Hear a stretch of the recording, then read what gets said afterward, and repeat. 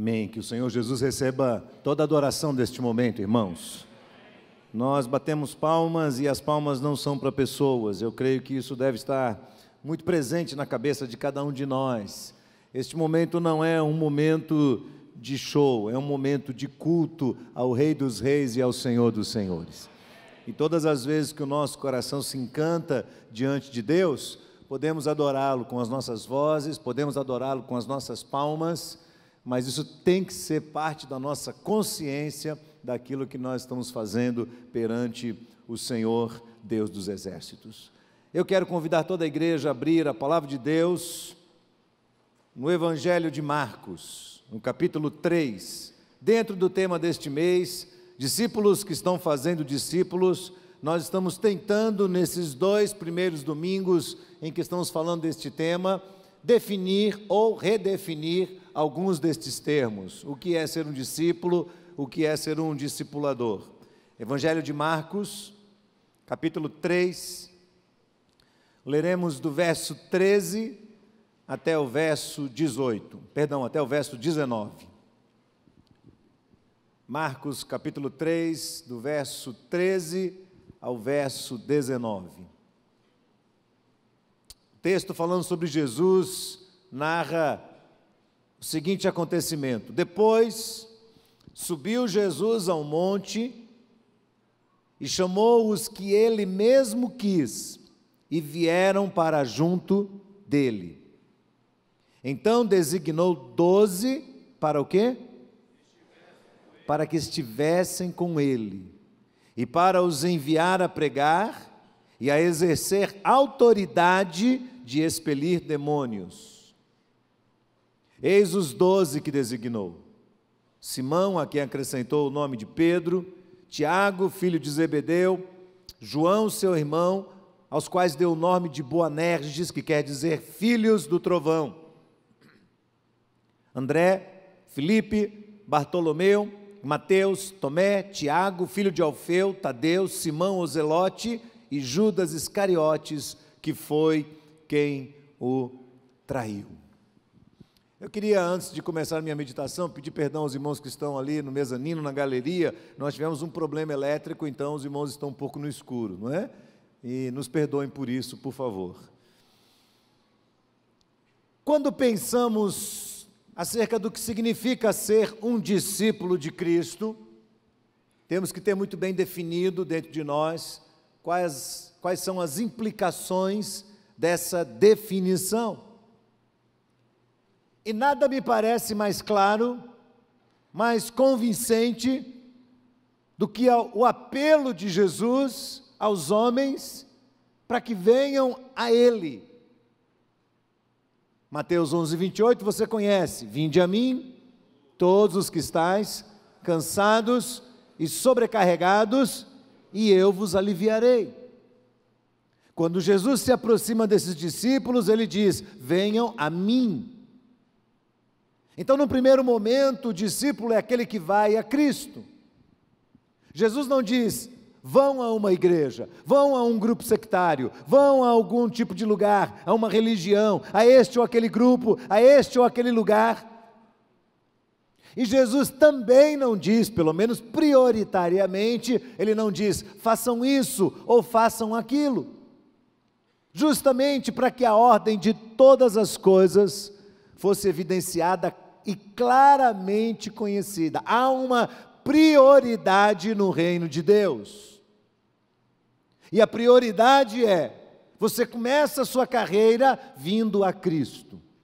E você não faz mais nada em sua vida se não for decorrente do fato de você vir até próximo de Jesus. Se você quer compreender o que realmente significa ser um discípulo, terá que se livrar do paradigma do fazer coisas e migrar para o paradigma do estar junto dele. Jesus vai e chama homens para que estivessem junto dele, para que estivessem perto dele, onde exatamente ele está. De tal maneira que no teste a ser aplicado a nós mesmos nesta vida, neste mundo, a primeira pergunta que nós teremos que fazer ou que aquele que se denomina um discípulo de Cristo tem que fazer é: estou andando com Cristo? Faça essa pergunta para você mesmo. Você está andando com Cristo? Você está trilhando o mesmo caminho que o seu mestre? Você está junto de Jesus? Você está perto de Jesus? Ele é o foco de toda a sua atenção? Para responder essa pergunta, nós devemos entender um pouco dessa jornada com Jesus. O que é andar com Jesus? Andar com Jesus é uma jornada longa, é cheia de obstáculos, sim, é cheia de surpresas. Em alguns momentos da nossa história, da nossa carreira cristã, andar com Jesus pode ser extremamente perigoso e difícil. Uma jornada de aprendizado. E nessa jornada de aprendizado, algumas coisas vão acontecer com quem se aproxima do Mestre. Em primeiro lugar, é requerido dos discípulos que eles abandonem tudo o que pode impedi-los ou distraí-los do foco. Tudo. E aí veja que interessante, Jesus se aproxima de pescadores e diz a eles: deixem as redes, deixem os barcos, deixem o mar, venham para perto de mim. Jesus passa ali naquela pequena agência do Ministério da Fazenda e encontra Mateus ali, um coletor de impostos. E ele diz: deixe aí as planilhas, deixe aí a lista de cobranças, deixe todas essas coisas de lado e venha atrás de mim. Para alguns outros, Jesus diz: olha, você vai ter que deixar pai e mãe, você vai ter que deixar irmãos, você vai ter que deixar a família. E daí onde você está sentado agora, você vai questionar no seu coração: como? Significa que para eu seguir Jesus, eu tenho que fugir de todo mundo, eu tenho que abandonar o meu emprego? Para que eu me graduei? Para que eu passei 6 anos, 8 anos fazendo uma graduação? Para deixar tudo isso de lado? Quer dizer que eu não posso ser um profissional, eu não posso ser um profissional da área de saúde, eu não posso ser um engenheiro, eu não posso ser um advogado, eu não posso ser um professor, eu não posso ser um cientista, eu não posso ser nada, eu tenho que ser apenas um religioso? É isso que Jesus está dizendo? Claro que não. Jesus aqui está falando de apego e desapego. É lícito para qualquer um de nós, seres humanos, fazermos o que queremos sobre a face da terra e termos o ofício que achamos necessário a nós e ao nosso sustento e de nossa família.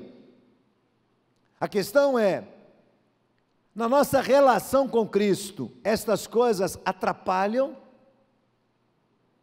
O fato de eu ser um profissional atrapalha a minha vivência com Cristo, me impede de caminhar próximo dEle?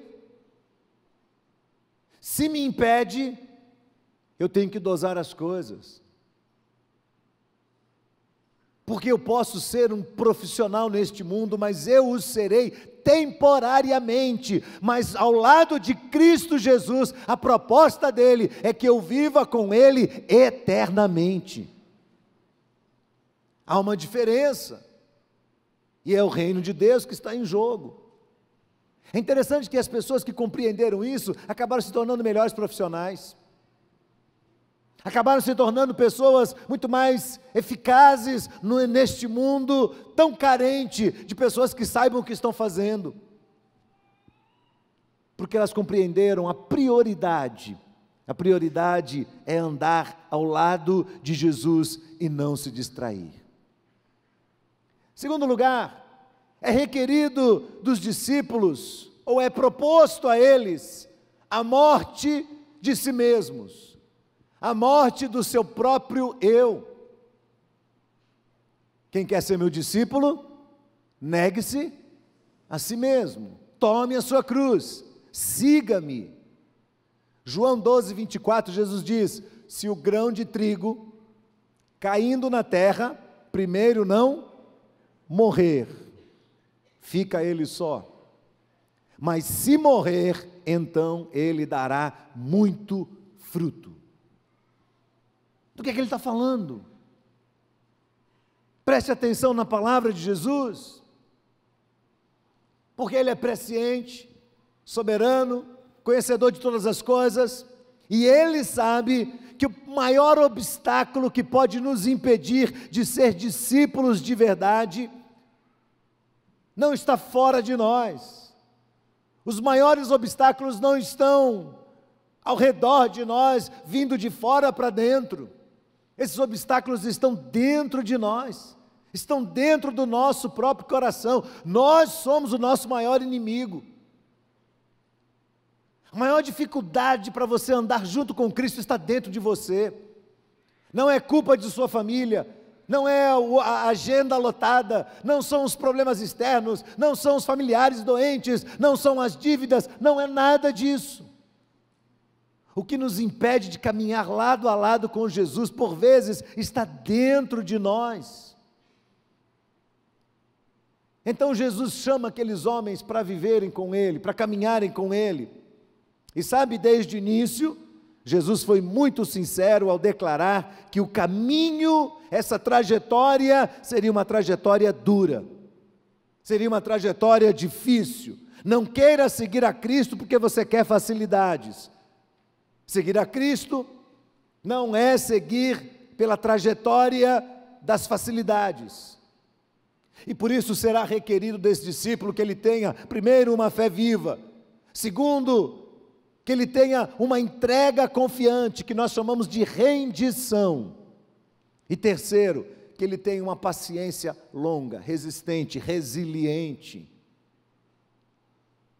Mas por que, pastor? Por que tem que ser assim? Não é difícil de entender. Não é difícil de entender por que tem que ser assim. Por que é que temos que morrer para nós? Porque quando Jesus chama esses 12 homens, não são homens perfeitos.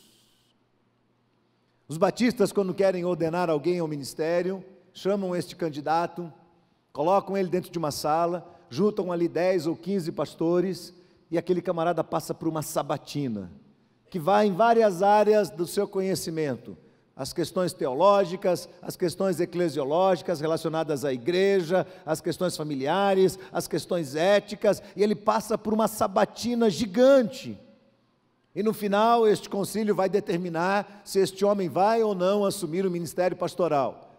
E eu quero dizer para os irmãos que, segundo os critérios nossos, dos batistas, se esses 12 homens passassem por um concílio, nenhum deles passava. Nenhum. Era um bando de gente complicadíssima. Pedro, intempestivo, bravo, valente, rude, briguento, irascível, o pavio curto, qualquer coisa, Pedro já puxava a espada e já ia atacando uma pessoa. Não era brincadeira ficar perto do Pedrão, bravo que não tinha tamanho. Mateus, esperto. Mateus era aquele tipo assim que andava com uma mala, entendeu? Entendeu? Que sabia esconder a mala, que sabia caminhar com ela e tomar um táxi e tal. Estava acostumado com essas coisas. Estava no meio daquilo, ele sabia o que era, e o Império Romano estabeleceu um critério de taxação de impostos que era extremamente favorável à injustiça e corrupção, mais do que o sistema que nós temos no Brasil. E ele estava lá no meio daquilo, e Jesus sabia. Os filhos de Zebedeu, Tiago e João, não eram brincadeira. Um dia, Marcos diz que eles se aproximaram de Jesus, quando Mateus conta a mesma história, no capítulo 20, Mateus diz que a mãe estava junto, e eu acho que estava mesmo, porque a mãe gosta de proteger filho. Então chegam os dois para Jesus, e a mãe junto, e fala assim: Jesus, Você tem um minutinho para a gente? Pois não, pode falar. Podemos lhe pedir uma coisa? É um favorzinho pequenininho, Senhor, coisa boba. Pode, claro, o que vocês querem? Dá para, na eternidade, João ficar de um lado e Tiago do outro do Senhor? Só isso. Você consegue perceber o grau de pretensiosidade que havia dentro desses dois? De orgulho próprio? De achar que eles eram melhores do que os outros? De que eles podiam ter uma posição de destaque ao lado do mestre? Não é brincadeira não. Os dois orgulhosos. E o Tomé? Incrédulo que não tem tamanho. Jesus ensinava sobre fé e Tomé dizia, E Jesus ensinava outra coisa e Tomé dizia, se eu não ver, eu não creio. Não era brincadeira, Tomé era aquela mente questionadora, talvez mais em função do seu espírito polêmico do que da ânsia de aprender coisas novas. É diferente, as coisas são diferentes. E Tomé é esse homem que não acredita nas coisas. E os outros? Não sei. A gente olha essa lista aqui que Jesus deu e ouve falar de André, de Filipe, de Bartolomeu, de Tadeu, e a gente ouve falar dessa turma, e me parece que esses demais discípulos são meio irrelevantes. Ninguém sabe quem eles são. Eles não aparecem no cenário como líderes ativos. Parece que eles andam na sombra dos outros. Sabe aquele tipo de gente que quando for embora não vai fazer falta? Parecem ser esses discípulos. E todos, sem exceção, são covardes. São covardes. E na hora que o cerco aperta em cima de Jesus, o que acontece com eles? Evaporam. Desaparece todo mundo. E no meio deles está o Judas Iscariotes, que é o ladrão, que é o traidor, que é aquele chamado filho da perdição. Esses são os 12 que Jesus chama para andar com ele.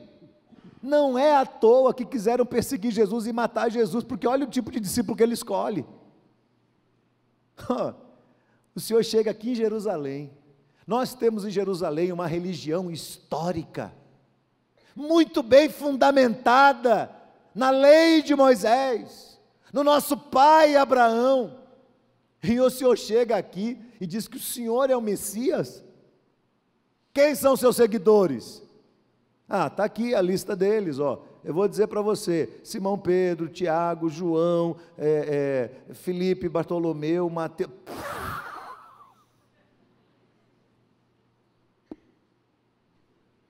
Aqueles? Tenha paciência, Jesus. Agora sabe de uma coisa? Que eu sempre tenho dito aqui, que todas as vezes que a gente olha para as Escrituras, e a gente vê pessoas se relacionando com Deus, pessoas se relacionando com Cristo, e esses encontros, e esses diálogos, nós precisamos enxergar nesses protagonistas da Bíblia, a nossa própria figura. Quem são esses 12? Somos nós, eu e você. É assim que Jesus nos chama, imperfeitos como somos, falhos, cheios de problemas, de resistências, de dúvidas, de maus costumes, maus hábitos. E o Senhor nos traz para perto dEle, e agora Jesus diz assim, olha, você vai caminhar comigo, e uma das coisas que vai acontecer com você, é que você precisa morrer para si mesmo, precisa morrer dentro de você. Paulo repete isso lá em Colossenses capítulo 3, verso 5, fazei, pois, morrer a vossa natureza terrena. Eu estou ao lado de Cristo, mas eu estou sendo transformado pela pessoa de Jesus. Eu estou perto de Jesus, E eu cheguei perto dele e ele me aceitou exatamente como eu sou, com todas as minhas falhas. Mas, a partir do momento que eu começo a andar com Jesus, a minha vida começa a ser transformada. Por quê? Porque a palavra de Deus diz: se alguém está em Cristo, nova criatura é. As coisas velhas já passaram, eis que tudo se fez novo. Começa a haver uma mudança. Alguns paradigmas começam a ser quebrados, arrebentados dentro de nós. Engana-se quem acha que o cristianismo é uma religião cheia de preconceito. Não é. O cristianismo é uma religião de portas abertas. O cristianismo é uma religião que recebe pessoas como elas são, porque Deus as ama e Deus quer transformar as suas vidas. Mas o cristianismo também é a religião da transformação. Este Cristo, que é o Senhor, que é o Mestre, ao lado de quem você começa a andar, começa a interferir na sua história de tal maneira, que mesmo que você venha com uma vida podre para perto de Jesus, quando você chega perto dele, ele começa a transformar a sua realidade. Não é uma relação passiva, não é uma relação de aceitação, sem limite nenhum. É alguém que vem e se agasalha em Cristo Jesus, e por causa disso, começa a ter a sua realidade transformada pelo poder de Cristo Jesus, pelo poder do seu Espírito Santo. Por isso a vida do discípulo é uma vida dura, em que ele vai começar a morrer para si mesmo, e mudar de vida, e mudar a sua história, e mudar o seu coração. Terceiro, é ofertado aos discípulos de Jesus a oportunidade de seguir o Mestre. Venham, sigam-me, eu sou o exemplo de vocês, é o que Cristo diz, Ele é o nosso exemplo em todas as coisas. E sabe, quando Jesus chega para os discípulos e começa a convocar cada um deles, os discípulos olham e falam: opa, seguir Jesus parece ser uma coisa interessante. Por quê? Porque num primeiro momento, seguir a Cristo é uma experiência estimulante. Alguns jovens diriam, é adrenalina pura. Porque Jesus é uma figura proeminente. Jesus está chamando muito a atenção. É bom ficar perto de alguém que está ficando popular cada dia mais. Ele é o nome mais comentado na cidade e na região inteira. Todo mundo está falando de Jesus. E claro, se nós estamos falando de Jesus, é porque ele é famoso. E se ele é famoso, eu quero chegar perto dele. Porque se eu chegar perto de uma pessoa famosa, o que acontece comigo? Eu fico famoso também. Eu fico famoso também. Então eu quero chegar perto de Jesus. E é bom ficar perto de uma pessoa que está crescendo aos olhos de todos. Além disso, Jesus faz milagres. Jesus cura pessoas. Jesus multiplica pão, multiplica peixe. No meio da tempestade, Ele levanta a mão, levanta a sua voz e o mar se acalma. Esse é Jesus. Esse é Jesus. E os discípulos falam: opa, eu quero seguir. Vem, me segue. Ele deixa tudo e vem e começa a seguir Jesus. Mas Jesus começa a avisar os seus discípulos: olha, é uma trajetória difícil. Olha, tem caminho largo e tem caminho estreito. E o caminho do Evangelho é um caminho estreito. Olha, vocês vão ser perseguidos pelo meu nome. Olha, esse templo aqui vai ser derrubado em 3 dias e Deus vai reconstruí-lo. Olha, vocês vão ser injuriados, vocês vão ser perseguidos. Jesus vai avisando, vai avisando, vai avisando, e eles não conseguem entender. Entra por um ouvido e sai pelo outro, porque eles estão empolgados com a possibilidade de Jesus se tornar o imperador daquela região inteira. E eles, obviamente, seriam ministros. Um do STF, outro do SI, e assim por diante. Não é? Eles iam ser ministros. Acontece que passa pouco tempo e o mestre começa a beber o cálice da oposição. Eles falam: ei, o que aconteceu com o nosso mestre? Acho que ele tá surtando. Ele desafiou o poder do imperador. Jesus chega a Pilatos e diz assim: você é um sepulcro caiado.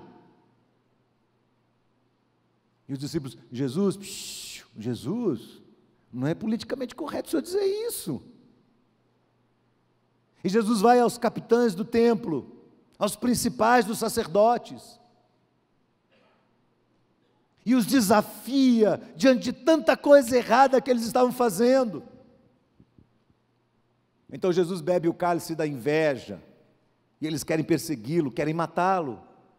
Jesus bebe o cálice da perseguição, bebe o cálice da injustiça, bebe o cálice da injúria, das mentiras levantadas contra ele. Jesus bebe o cálice da dor, do sofrimento, da cruz e da morte. E os discípulos ficaram em dúvida se queriam continuar perto de Jesus. Vale a pena? É isso mesmo que eu quero? O que você espera da sua trajetória com Cristo? O que significa assumir todas as implicações dessa relação de aprendizado? Eu vou fazer uma pequena pausa aqui na minha palavra e vou mostrar um videozinho para os irmãos. Esse videozinho que eu vou mostrar, de 2 minutos, fala sobre discipulado, fala sobre trajetória, fala sobre propósito de vida, fala sobre investir em outras pessoas e tornar essas pessoas aquilo que nós queremos que elas sejam. Esse vídeo me impressionou muito o dia que eu recebi por alguém da minha família. E quando eu recebi esse vídeo, eu fui verificar na internet outros e fiquei assustado com o que eu vi. Discipulado puro. Quero que você preste bastante atenção. A definição não é boa, foi um vídeo feito de forma amadora, dentro de um carro, com um telefone celular, então não é um vídeo muito bem definido, e ele é legendado, então preste bastante atenção no que você vai ouvir nesse momento. Eu peço que apaguem as luzes, para que a gente possa ver esse pequeno vídeo.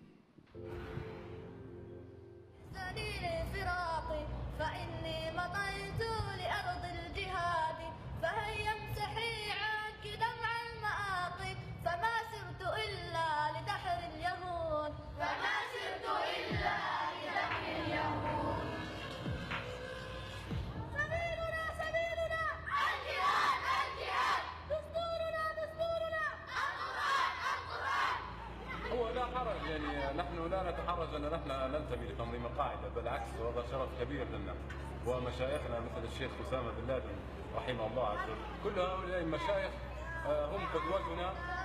هو الجيل هذا نحن سميناه الشبل، طبعا تعرف ما يرمز له بالأسد، والأسد يرمز له بالقوة. حتكون بإذن الله عز وجل راية يحملها هؤلاء الشباب خلافة على منهج النبوة بإذن الله عز وجل، ويحملون راية الجهاد. ليش جيتوا؟ عشان اتعلم اطلع من الاسلام. اهلك مبسوطين انك تيجي هون؟ هم هن بيعطوني غصب عني. هم بيعطوني غصب عني. وانت يا عم ياسين مين اللي بيعطيك؟ اهلي.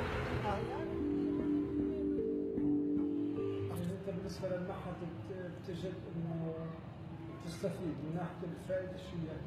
ايه يعني انه المعهد الواحد بهذا جاهز لاخر.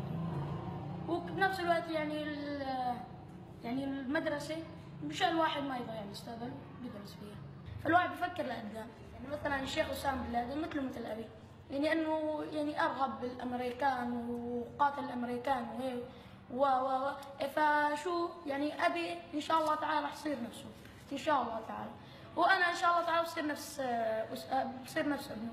يعني أنت قرارك من الآن مثلا اتخذته أنك بعد ما تنهي دراستك انه تذهب الى الجهاد. ان شاء الله تعالى. طيب هاي شو حلو؟ الكلمة ماسي. انت تحكي لي اياها مرة ثانية والله ما سمعت. انغماسي. راح تكون نهايتي انه اكون انا غماسي في سبيل الله.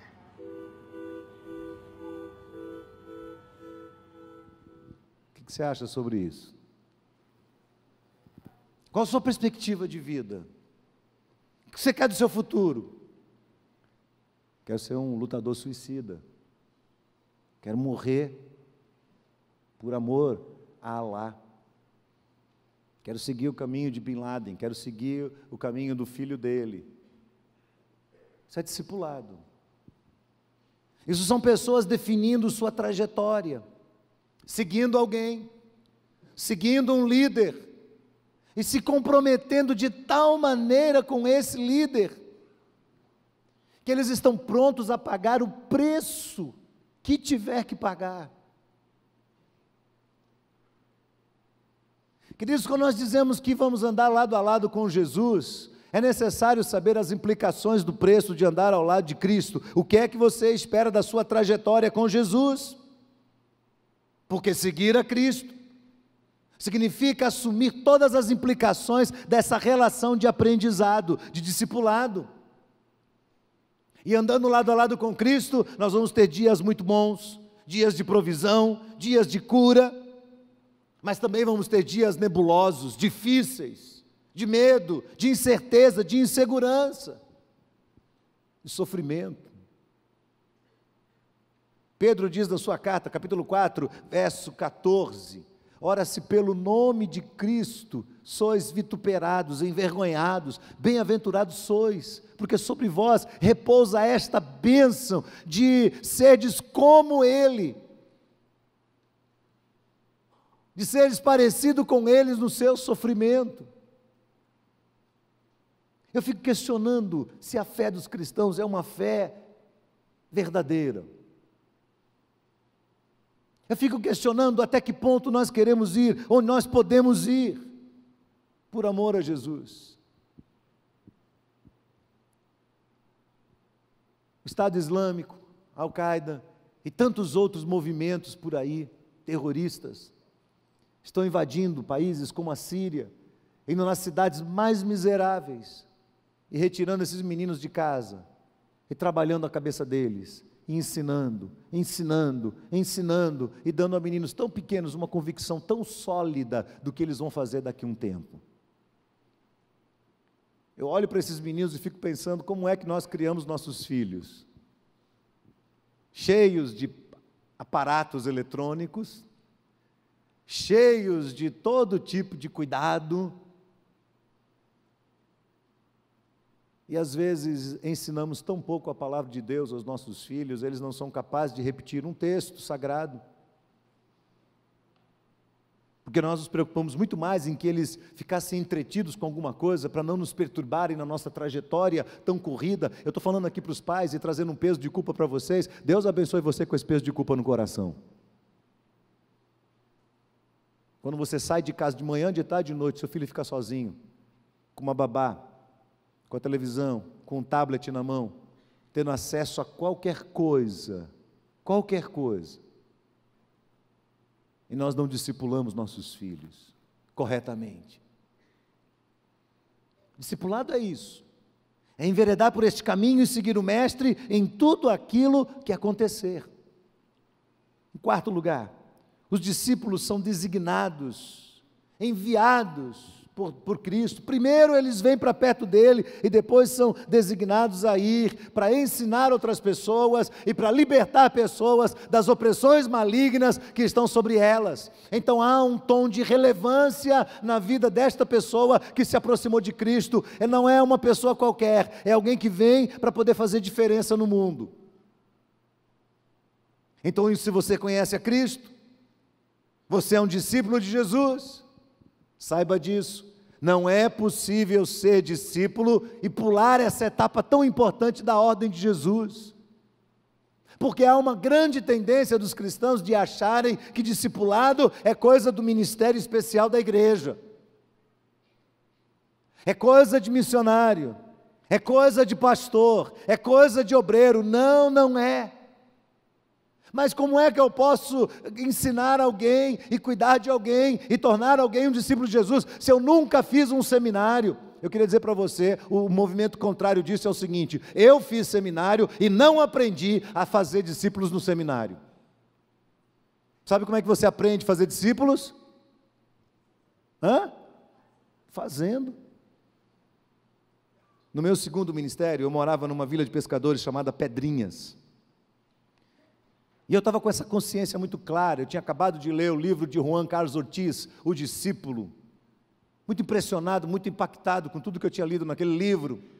Eu disse, eu quero ser um discipulador. E eu era solteiro naquela época, tinha 24 anos de idade, 23, 24 anos de idade. E comecei a cuidar de uma pequena congregação lá naquela vilazinha de Pedrinhas, na Ilha Comprida, no litoral sul de São Paulo. Era um lugar que você ou chegava de barco, ou se quisesse de carro, atravessava um ferry-boat, tinha que esperar a maré baixar para você ir pela praia, até conseguir chegar no lugar, passando por algumas valas perigosas, onde você poderia perder o carro. E quando a maré enchia, ou dava tempo de vento, você não tinha como sair de carro daquele lugar, só de embarcação. E eu comecei a desenvolver um ministério naquele lugar, e um jovem chamado Reinaldo me procurou e disse, olha, eu aceitei a Cristo, eu quero que você me acompanhe. E eu fiquei olhando para ele e disse, como eu vou acompanhar o Reinaldo? E Deus falou para mim, ande com ele. Eu disse, Reinaldo, ande comigo. Então o Reinaldo começou a viajar comigo, fizemos algumas viagens longas para o Paraná, de barco, servindo naquelas comunidades, indo e vindo, e ele era um moço muito forte, me ajudava bastante, e a gente caminhava juntos, e viajava com as equipes, e revezávamos cuidando da embarcação, e aquela coisa toda, e Reinaldo caminhava comigo direto, aos finais de semana nós estávamos ali naquela pequena congregação, estudando a Bíblia com todo mundo, e o tempo todo ele muito atento, e aprendendo todas as coisas. Converteu-se uma senhora, e os filhos dela, tinha 6 filhos, uma escadinha, e todos começaram a frequentar a congregação. Uma senhora muito carente, muito necessitada, envelhecida, machucada pelo tempo. E ela era casada com um senhor, e ele teve um AVC, e esse AVC o deixou com uma hemiplegia, ele não conseguia andar, ele tinha um problema em toda a lateral do seu corpo, a boca tinha entortado, e ele andava segurando uma muleta debaixo do braço, todo sujo, andava pela vila de um lado para outro, e eu me acostumei com ele, era um homem muito severo, muito duro, de expressão dura, mas os filhos gostavam dele, amavam aquele pai, e ele não ia na nossa congregação nunca. A mãe ia, a esposa dele, e as crianças estavam sempre conosco ali, e nós trabalhávamos com aquelas crianças, e ensinávamos a palavra de Deus para elas. Um dia de tarde, chegaram 2 das crianças, uma menina e um pequenininho, chegaram lá em casa. Era um dia de chuva, uma tarde, tinha dado bastante vento, a maré tinha subido, era difícil sair de carro. E a menininha chegou lá em casa e disse, Abraão, papai sumiu. Eu disse, como assim papai sumiu? Ele ficou doente e levaram ele para Iguape, para o médico, já fazem 2 dias e ninguém sabe onde ele está. E aí eu fui conversar com a senhora, e ela estava apavorada, ninguém conseguia ter notícia, pegamos um telefone, começamos a ligar para o hospital, ninguém podia informar nada, eu peguei um carro e chamei o Reinaldo, disse, Reinaldo, vamos comigo. O Reinaldo veio, e eu coloquei a esposa e 2 filhos no carro, no banco de trás, Reinaldo comigo, e nós saímos arriscando um lugar perigoso, perto de onda, de mar, de areia, de rio, que podia afundar o carro, e atravessamos todas as coisas, e chegamos lá em Iguape, 28 quilômetros depois. Fomos no hospital, nada, nenhuma informação.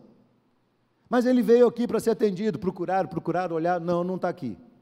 Fomos num outro posto lá, nada. Fomos à delegacia, nada. Alguém lá na delegacia disse para a gente, olha, eu acho que eu vi esse senhor aqui, levaram ele para Registro, que era uma outra cidade. Pegamos a estrada, fomos a Registro, e reviramos Registro, é uma cidade grande, e não estava lá. E alguém disse, deve ter ido para Cananéia.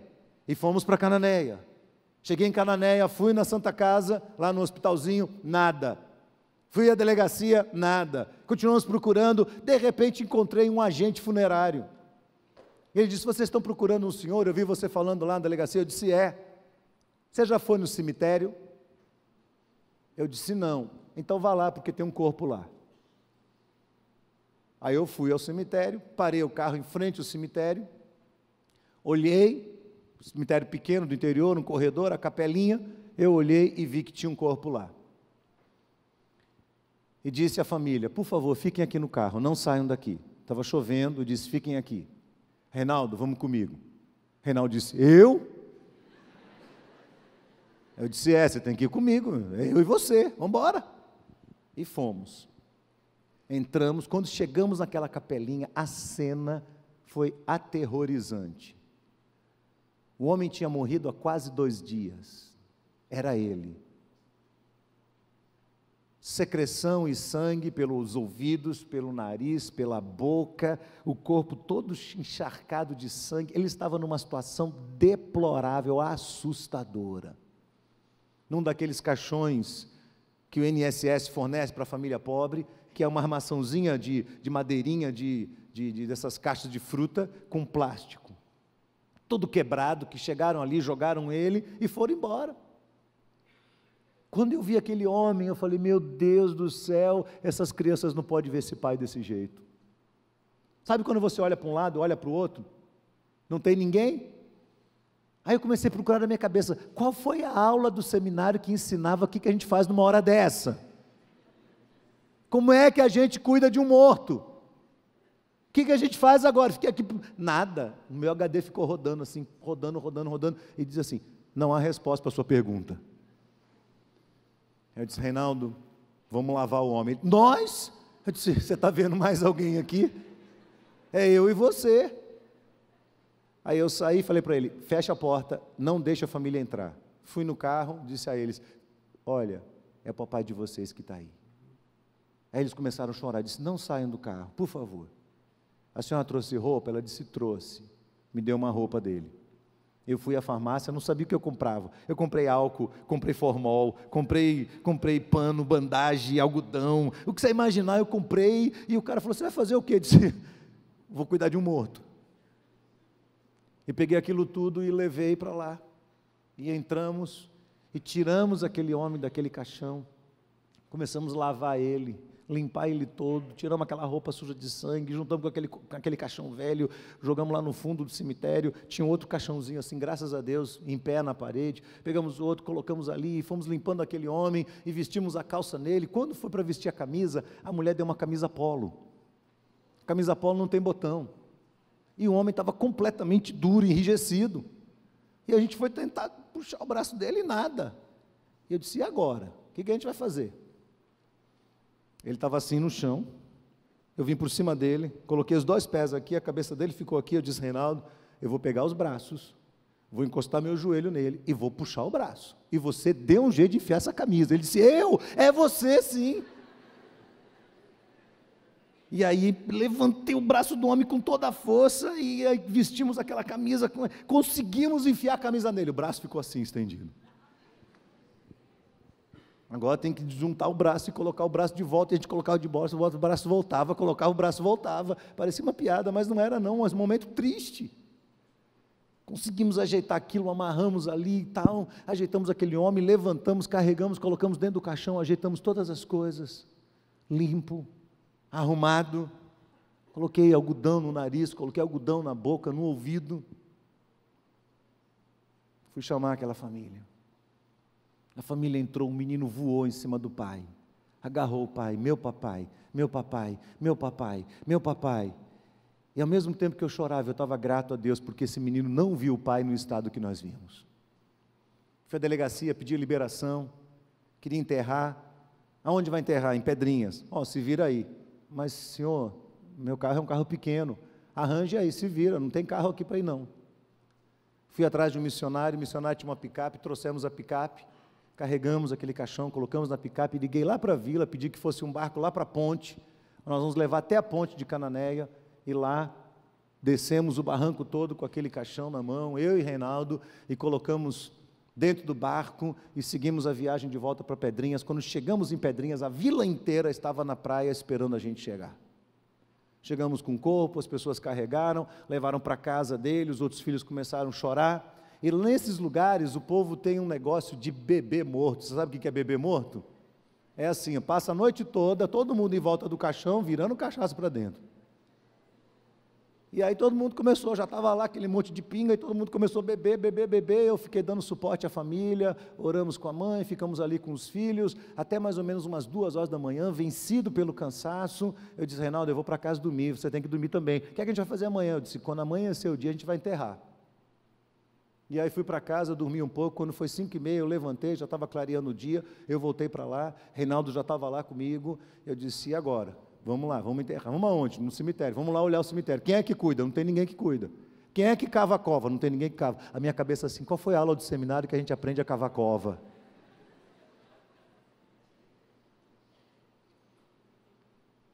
Vamos lá, vamos nós. Pegamos uma pá cada um e fomos cavar o buraco. Qual é a altura do buraco?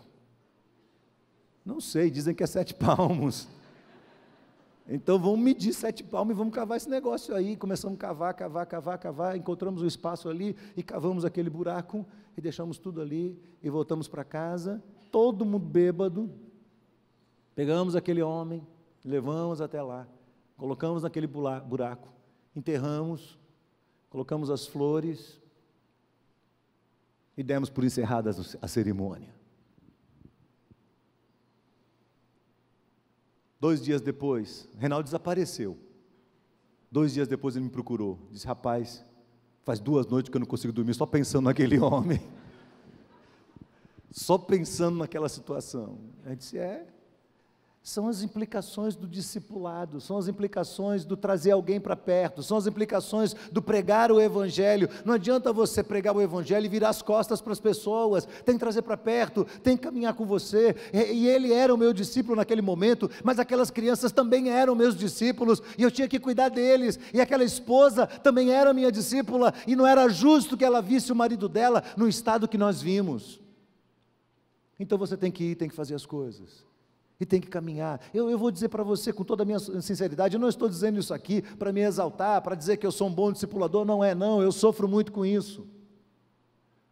Mas é a nossa responsabilidade.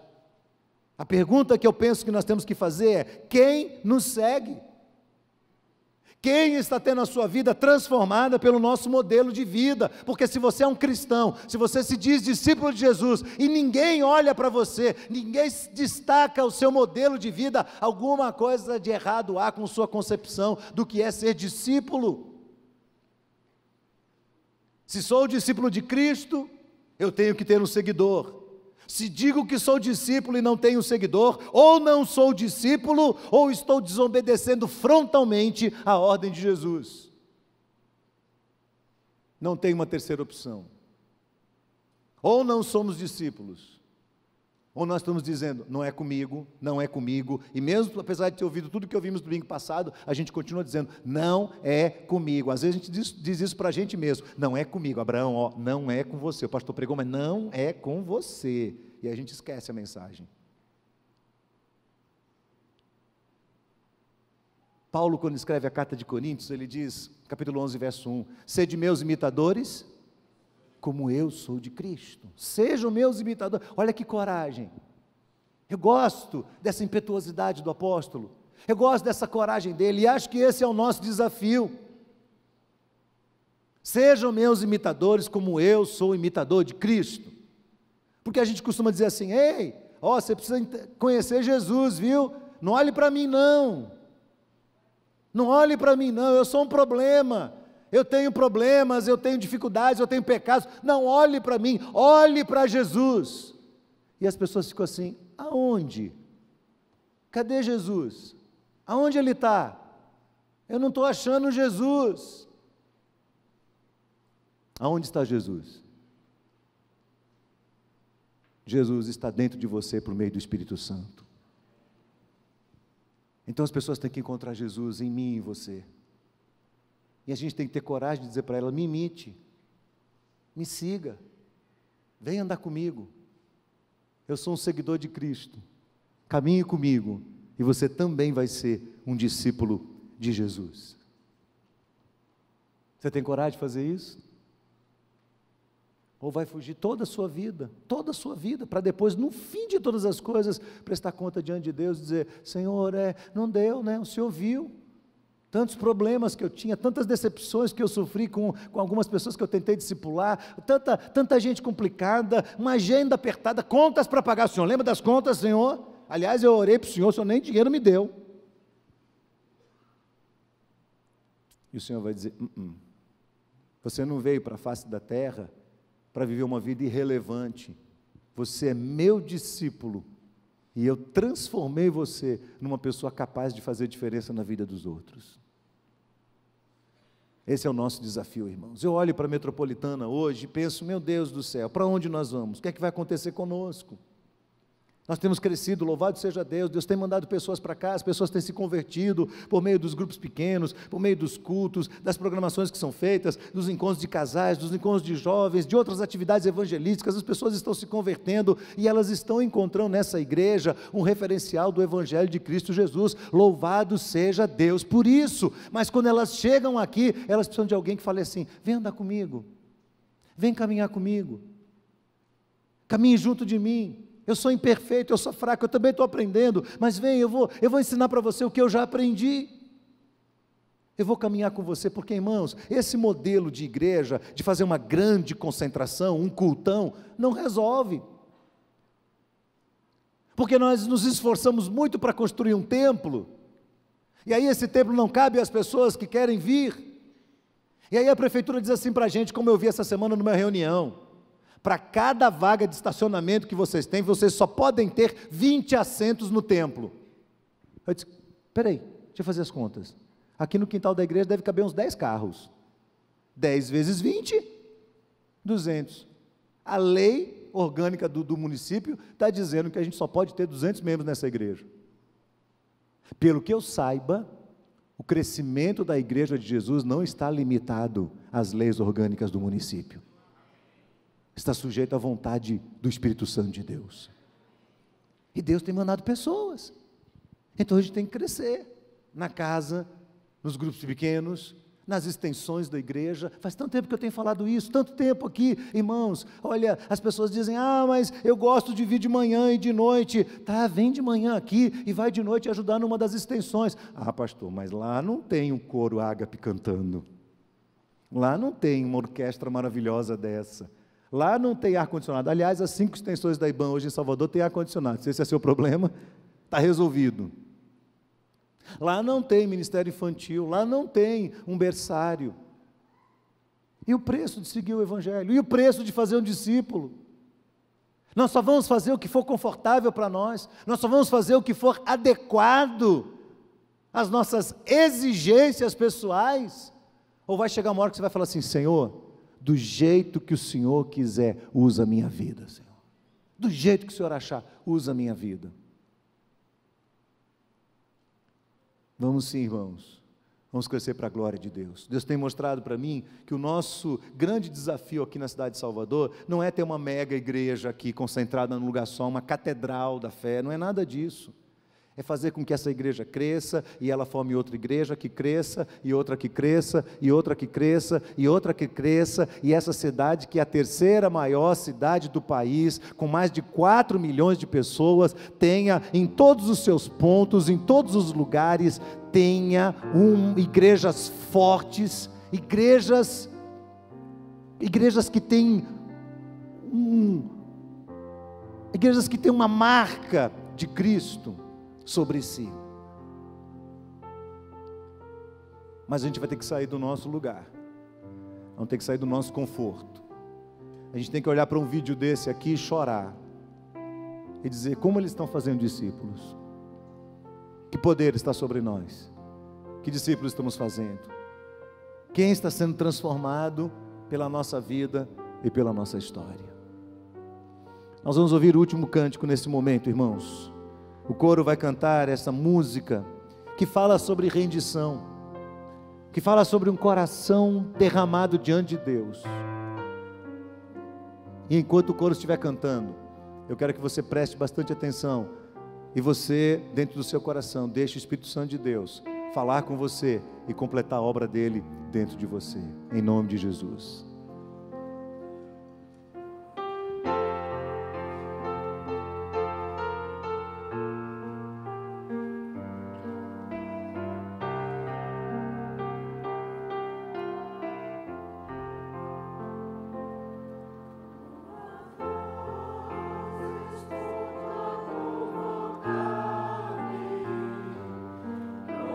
Estou e vou te obedecer.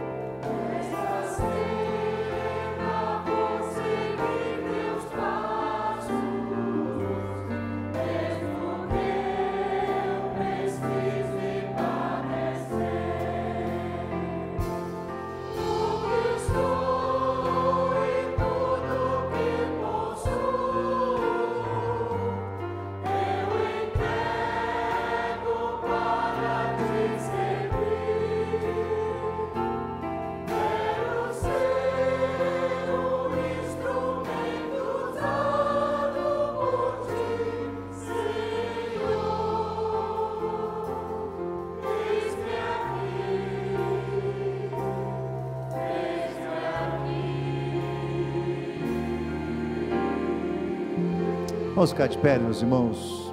Fique de pé nesse momento.